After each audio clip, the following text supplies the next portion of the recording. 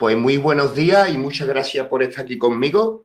Recordad de que podéis abrir el micrófono y preguntar cualquier cosita o algo, os lo digo de corazón, porque si no se convierte en una clase así como una clase magistral y no me gusta. Lo que sí que como llevamos ya muchos días nosotros con el tema de la meditación de la luz, tenía ganas hoy de hacer un poquito una cosa distinta, ¿no? Que pueda también servir. A veces se dice en el mundo de la meditación que un gramo de práctica vale más que 10.000 kilos de teoría, pero para cierta base, a veces hay teorías que ayudan un poquito. Entonces, por ejemplo, tenía pensado comenzar un poco hablando con lo que es la palabra meditación y diría, yo le diría al aire, le diría, ¿qué es meditación? ¿No? Y el Akasha me devuelve qué es lo que significa. Resulta de que la palabra meditación tiene una raíz muy común, tiene una raíz común con la palabra medicina. Meditación, medicina. ¿Y qué es lo que pasa? Que voy buscando la raíz y resulta de que ambos artes, el arte de la medicina y el arte de la meditación, son artes que buscan que la persona se centre, que la persona encuentre su punto medio, ¿no? Esa palabra de meditación, ese medi, viene como a buscar el punto medio de la persona, ¿no? Y viendo de que también tiene una raíz bonita con medicina, pues ya vemos el vínculo tan grande que tiene y de tal manera podríamos considerar la meditación como una medicina. Muchas personas que están alejadas del mundo de la meditación piensan que la meditación es reflexionar algo mucho. O sea, hay veces que alguien está reflexionando y reflexionando y reflexionando, como perro que roe un hueso. Y muchas veces es intercambiable esa actitud con la palabra meditación. La gente dice, estoy reflexionando, estoy meditando. Y cabe una posibilidad, una extraña posibilidad de que puedas ser verdad. Muchas veces es mentira. Muchas veces es roer un hueso hasta que uno se parte los dientes con él, ¿no?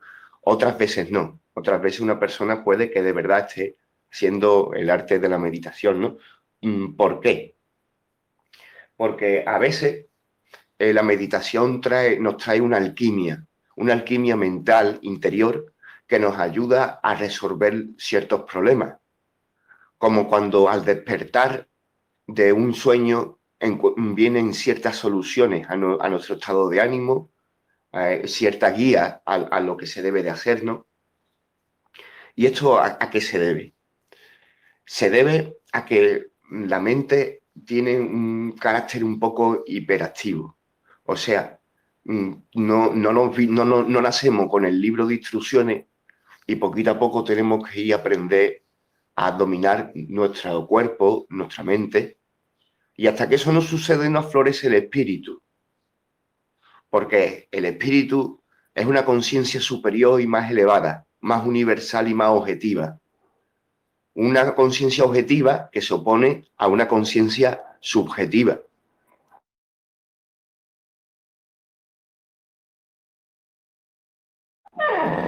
Una conciencia es subjetiva y ese subjetivismo, que puede ser respetable, pero muy alejado de la verdad universal, está siempre muy mancillado con el ego, está muy mancillado con el yo. Y esa conciencia universal, esa conciencia más objetiva, pues humildemente, como decían los filósofos griegos, pues te vas acercando a la verdad todo y todo lo que uno pueda, ¿no? Considerando de que es difícil alcanzarla, pero puede llegar a ser un deber el caminar hacia ella. Esa mente, a veces, con los alborotos de la vida, nos aparece haciendo una analogía con una playa, ¿no?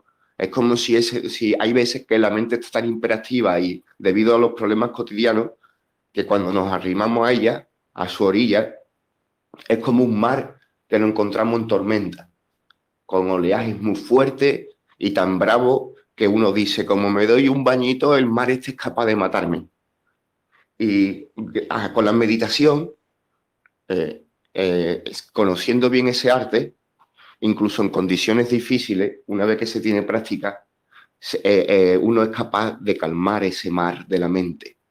Sigue teniendo sus olitas, sigue estando ahí, pero es mucho más fiable sumergirse dentro de ese mar, ¿no? Cuando está tranquilito, cuando ha pasado la tormenta, ¿no? De ahí viene la medicina que otorga la meditación. Cuando uno ya ha alcanzado su centro, es como la paz que viene después de una tormenta. Es ahí en donde se encuentran las soluciones. A la misma vez es bien sabido de que en la meditación, tal como el maestro Buda dijo, para meditar es bueno meditar observando tu mente. Observando tu mente, y uno de los koanes que nos dejaron estos señores budistas es de que para observar tu mente es muy bueno observar tu respiración, ¿no? Y de ahí surgen ciertas técnicas de meditaciones, como puede ser Tai Chi, el yoga, el Raya Yoga y muchos otros más, ¿no?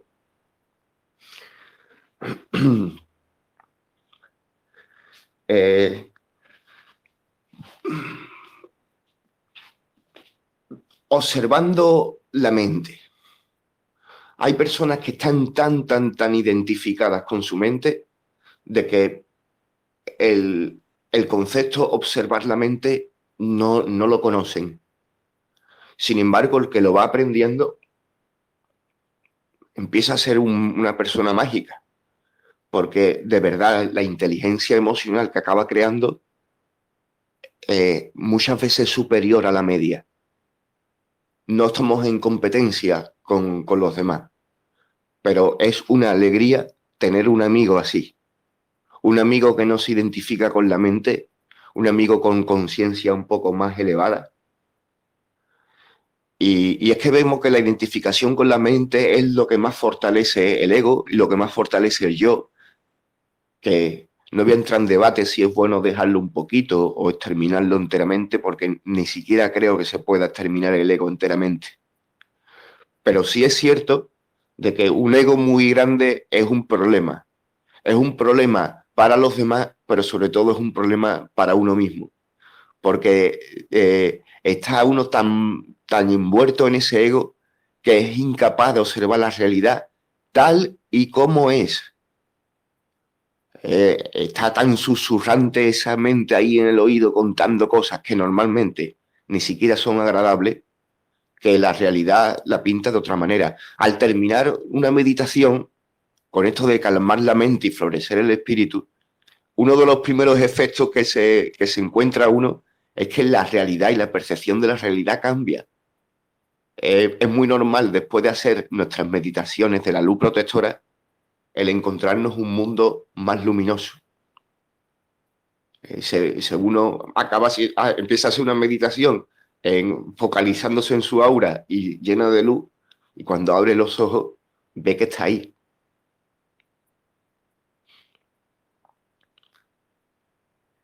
La identificación con el ego y el yo es lo que da comienzo a esa antigua mitología que sigue presente y vigente hoy día, porque hoy día se practica el arte del yoga más de lo que se ha practicado jamás en la India. Está súper extendido. Se practica en Suecia, en Marruecos, en España, en Italia, en los Estados Unidos,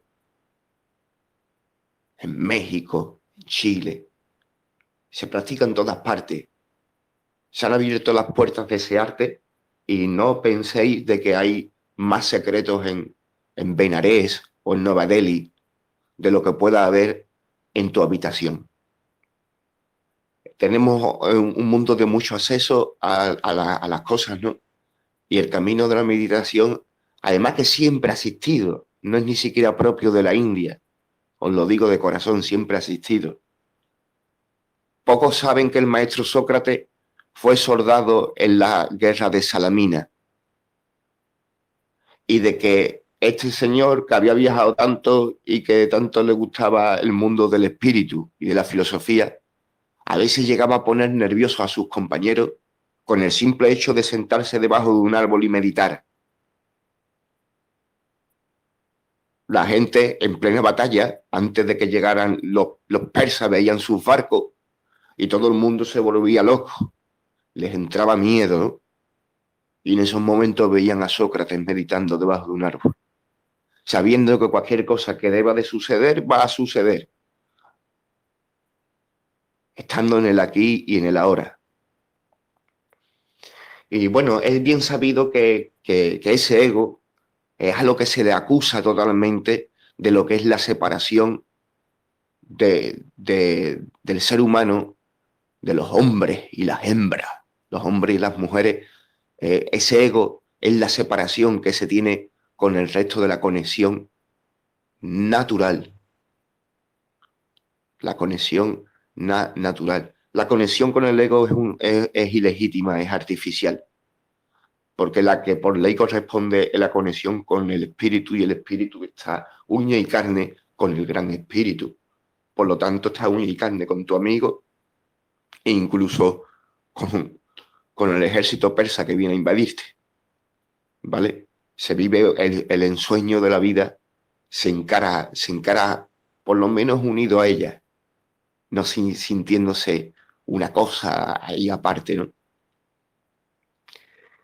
Bueno, y de ahí viene el vínculo de la meditación con la medicina, ¿no? Se podría llegar a decir que cuando uno consigue parar la tormenta de la mente y hacer un mar calmado, al ego empieza uno a dominarlo. Empieza a dominar la mente. Creando el flujo de la observación de la mente, crea un espacio en donde se gana fuerza, en donde uno consigue darse cuenta de que es distinto de su mente, de que se identifica más con su espíritu.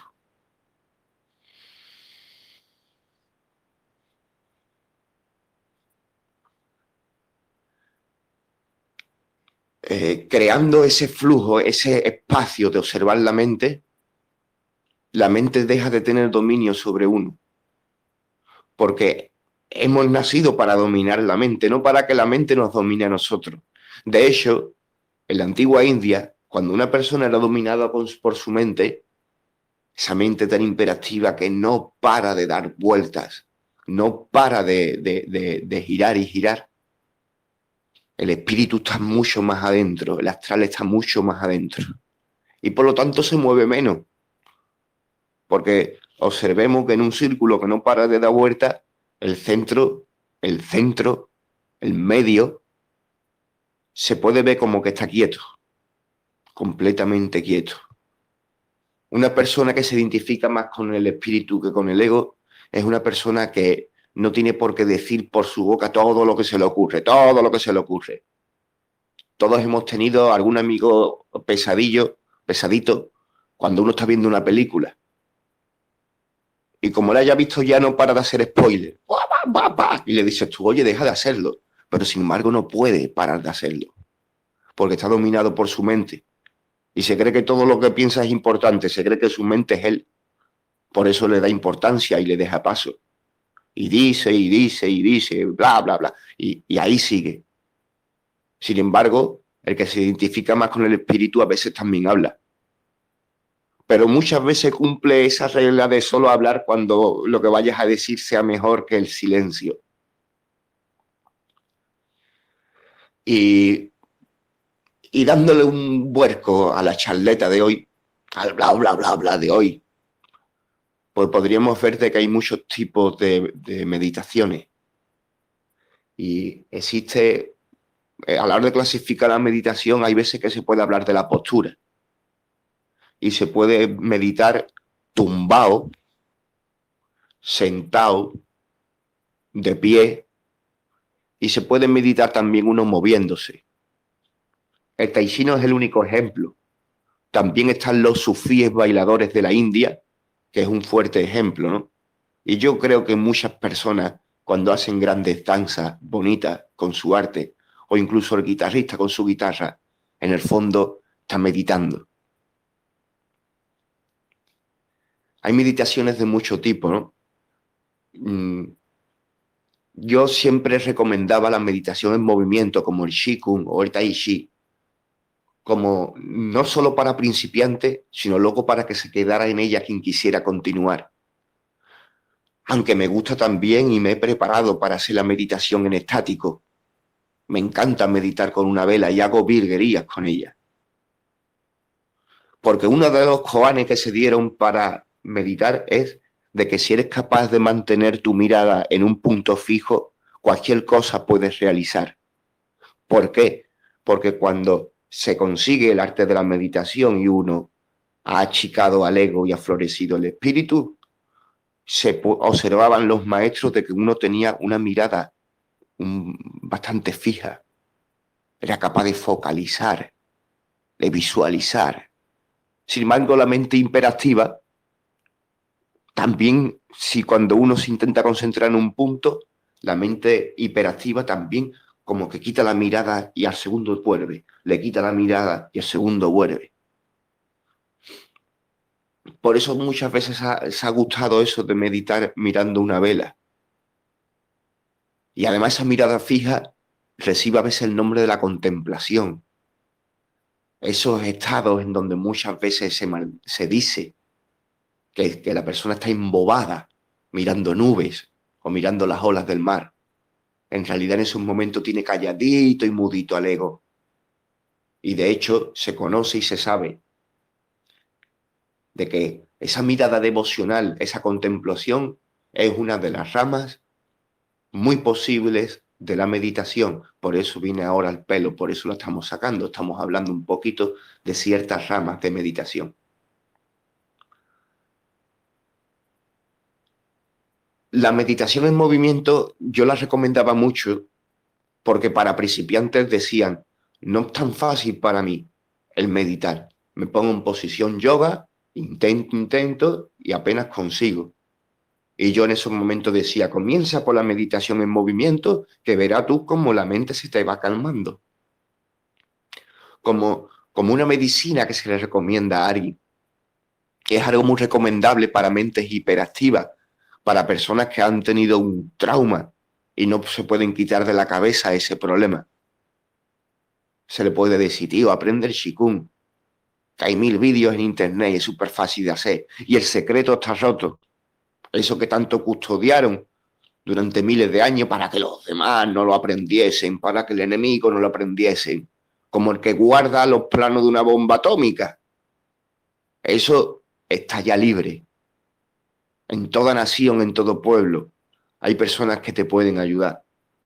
Tened cuidado también con vuestra cartera. Sí, con vuestra cartera. Es un mundo que también está lleno de estafadores. No os fiéis. Poner a prueba a los maestros. Poned a prueba a los maestros antes de que los maestros pongan a prueba a vosotros. Porque por encima de todo somos todos iguales. Lo único que a veces algunas personas tienen un camino más recorrido que otros. Bueno, pues recomendaba yo la meditación en movimiento, porque recomendando la meditación en movimiento le digo, te será fácil practicar media horita diaria y te va a dar grandes regalos, te florecerá el espíritu. Pero también es de reconocer que las meditaciones que llevo practicando en los últimos meses, llamadas las meditaciones guiadas, que a mí en un principio como que no me gustaba mucho porque me sentía muy hombre y una guía como cuando a un hombre le ponen un taca-taca de un bebé para que siga caminando y parece que un poco como que no, pero lo voy probando y lo voy probando y me he dado cuenta de que en realidad es un peldaño que está más básico que la meditación en movimiento. Lo único que la meditación guiada uno tiene que tener mucha confianza en la persona que te guía. Lo puedes hacer después de ponerlo a prueba. Pero reconozco de que es un peldaño más básico. Pero yo vengo aquí ahora también a decir de que para mí esos peldaños más básicos en realidad, como me gusten, de ahí no me muevo. Porque se puede uno hacer un artista dentro de esos caminos y esos caminos son mucho más fuertes. Con eso de que son más básicos, en realidad lo que te estás diciendo es de que son muy acertados. Muy acertados. Aunque tampoco reniego de la meditación en estático. Cuando hay un dominio, es una meditación hermosa. Cuando hay mucha concentración y no solo se mira la vela, sino siempre se observa la respiración y se pueden hacer 1001 trucos de magia pura que se pueden enseñar, ¿no? Las meditaciones guiadas son muy buenas, entrenan muchísimo la imaginación de la persona, pero ojo, que la imaginación también está muy ligado a esa mente hiperactiva. Yo me refiero a cuando se refina la imaginación y se vuelve más focalizada. O sea, que la dominas. Como cuando Antonia cuenta sus cuentos y uno en momentos en donde está relajado lo atiende y se teletransporta a otro mundo. A veces incluso al mundo de su infancia, en donde nos viene otra vez ese brote de juvenil, ¿no? Esa energía renovadora del niño interior que hay que curar y que el arte de la meditación ayuda a eso. Muchas veces se ha hablado de eso, de que la meditación curaba el niño interior. De hecho, Carl Jung, muchas de las cosas que trae es porque fue un estudioso de las místicas antiguas.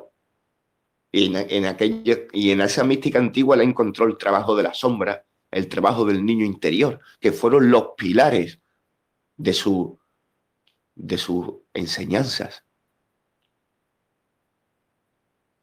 Pero todo el mundo sabe que Carl Gustav Jung bebió de lo que fue la magia antigua. Él nunca lo negó. Sus amigos le llamaban el psicólogo chamán. Bueno, cuidado con los quiebros de la mente, me desvío. Las meditaciones guiadas son muy buenas. Y no solo es un primer perdaño, sino quien quiera puede quedarse ahí.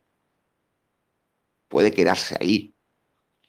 Porque a veces una meditación guiada no necesariamente tienes que guiar a alguien, sino se convierte en un camino que uno ha aprendido.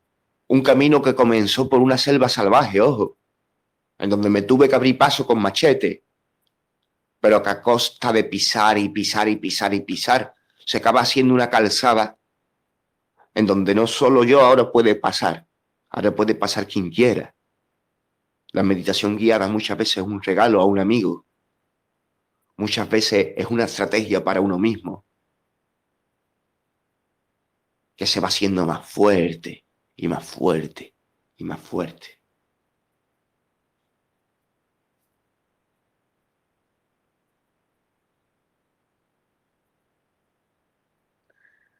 Ah, ¿puedo hablar, Manuel? ¿Que Por estás supuesto, grabando? sí, voy a seguir grabando porque no importa, ¿vale? Creo que está bueno las interacciones que tengamos y que pues, podemos seguir grabando. Ok, sí, era para no interrumpirte antes, porque trajiste varias cosas a colación. Eh, Primero, digamos, lo de la parte de meditar como verbo, que sea cierto, o sea, viene del latín, que es meditari, o sea, que es meditar, considerar, ¿verdad? Y también deriva de una raíz indoeuropea, que es medir o tomar las medidas adecuadas. Entonces, en latín, mederi es cuidar o tratar. Entonces, de ahí vienen también las palabras de médico, de medicina, de remedio. Y la parte de, como vocablo, el modus, que es medida o modo o moderación. Eso dio a muchas otras derivaciones, ¿verdad? Pero bueno, vos lo mencionaste y eso está muy bien. La parte del ego, o sea, eh, que es algo que tenemos que trabajar. Yo tampoco creo que lo vamos a eliminar, no es que se elimine.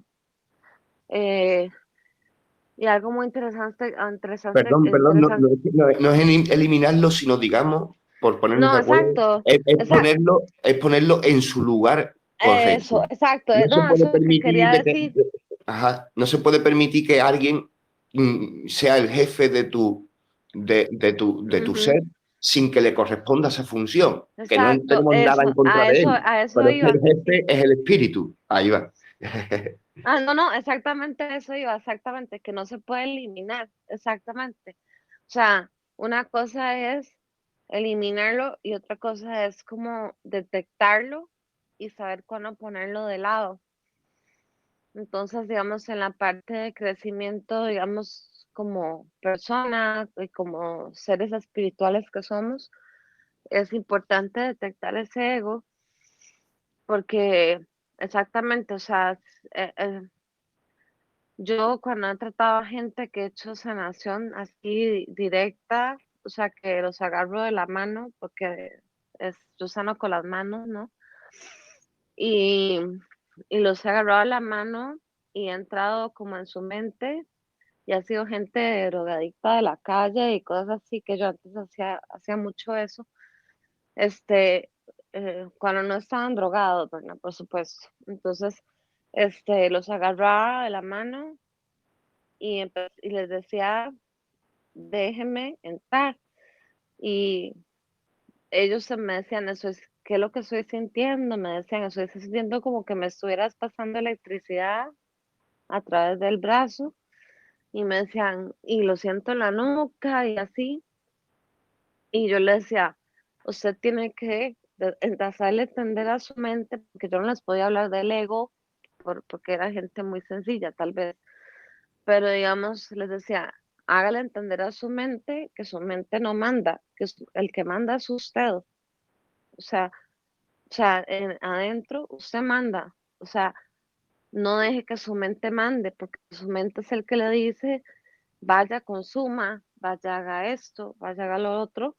O sea, usted necesita esto porque si no se va a sentir mal. Y le decía, lo único que no se puede mandar es el corazón. Eso siempre se los dejaba muy claro. Y les decía, el corazón nadie lo manda, nadie. O sea, el corazón no tiene ninguna maldad, no tiene ninguna impureza y no trata de hacer mal, pero la mente trata de mandar sobre uno. O sea, y en eso estaba hablando yo realmente del ego. Entonces, mira, me acuerdo que les sacaba las lágrimas a ellos y me decían, pero ¿qué me estás haciendo? Y yo les decía, estoy haciendo ver. O sea, que es su mente la que le está diciendo que usted necesita hacer esas cosas y no las necesita hacer. Usted puede decir que no. Entonces, pues lloraban y me decían, o sea, me está entrando como si le estuviera penetrando muy profundo, ¿no? Ellos me lo decían de diferentes maneras, pero yo le digo, es por su bien.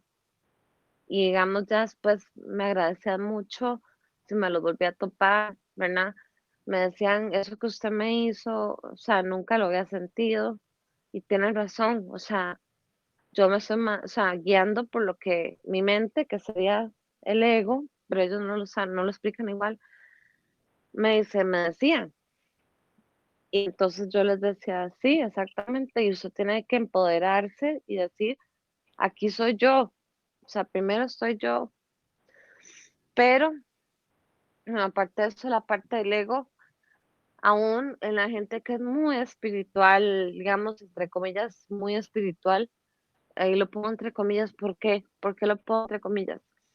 Porque ellos son grupos, digamos, que son de gente que tiene 30 años estudiando, sabiendo de espiritualidad, llevando un montón de cosas, con títulos, lo que vos quieras, o sea, y guiando gente, pero veo como el ego se intromete tanto al punto de que, digamos, tal vez yo no tenga un título, o sea, o no tenga tantos títulos, lo que sea, o otra persona. Y entonces, o sea, yo veía como esa persona empezaba a hablar y ellos estaban empezando a juzgar, o sea, como a medirlos, ¿no? Y a juzgarlos. Y yo siempre he dicho, el camino espiritual de la gente, yo no lo puedo medir y yo no lo puedo juzgar. O sea, porque así como que tal vez yo pueda estar muy bien o sepa algunas cosas muy bien, hay otra persona que sabe otras cosas mejor que yo. O sea, y yo no puedo saber, o sea, yo no puedo decir, "Ah, está delante mío, está atrás mío", o sea, no. O sea, el camino espiritual de las personas es diferente, porque cada uno también tiene un propósito diferente y todos llevamos nuestro camino muy diferente. O sea, somos, al final, es un camino también individual, que nos topemos, nos encontremos, porque es parte de lo que tal vez como grupos álmicos, ¿verdad? Como parte de nuestra tribu, al final nos encontramos. Es diferente a que yo diga, ah, es que Antonia está muy bien en esto, pero está atrasada en esto. O sea, yo no puedo decir eso. Y ni siquiera me pasa por la cabeza. Pero sí lo he visto mucho en otros grupos espirituales. Entonces ahí es donde yo veo que el ego entra, porque el ego es el que juzga, el que mide, el que te está diciendo como susurrándote al oído, ay, ve a esta persona así, así, así, así. O sea, y a mí no es por nada, pero a mí no me pasa. A mí, digamos, yo nunca he entrado como en esa conversación con mi ego porque no lo dejo. O sea, bueno, hace mucho tiempo, por lo menos, no lo dejo. No digo que toda la vida, pero por lo menos por mucho tiempo, no me acuerdo hace cuánto.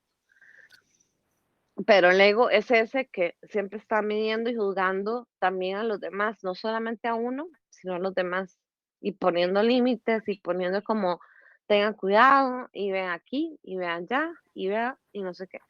Entonces, eso pasa mucho, inclusive con gente que, entre comillas, es muy espiritual porque tiene un camino muy largo, recorrido, o sea, muchos años de estar en eso y aún así vos sentís, cuando vos contás su historia, cómo te están midiendo y cómo te están juzgando y viendo qué tanto eres y qué tanto no eres. O sea, entonces el ego no es que se elimina, pero cuando ya vos lo detectás, digamos, en una forma, para mí en el camino espiritual, digamos, yo lo veo así, porque para mí ha sido así. Vos ves, o sea, ya vos sabes cuando se quiere como que meter la nariz, ¿no? Entrometerse en lo que no tiene que meterse. O sea, Muchas entonces, gracias, Natasha. ujú. También me gustaría ver, antes de cerrar el chat de voz, si Antonia también nos quiere comentar alguna cosita o algo así. Os estaba escuchando y no, mm, es buenísimo todo lo que has explicado, Manuel. Me encanta. Me encanta porque contigo aprendo un montón, con todo el mundo, pero, ¿cómo te diría? Eh, las personas que enseñan o han enseñado alguna vez, como que tienen un timbre especial, no te sé explicar, pero tienen un algo que te llega, que te llega. Y no sé, no te sé explicar, pero me quedaría horas y horas y horas escuchándote. Y eso que has dicho de Sócrates, que antes de las batallas él se sentaba debajo de un árbol y se ponía a meditar, yo no lo sabía.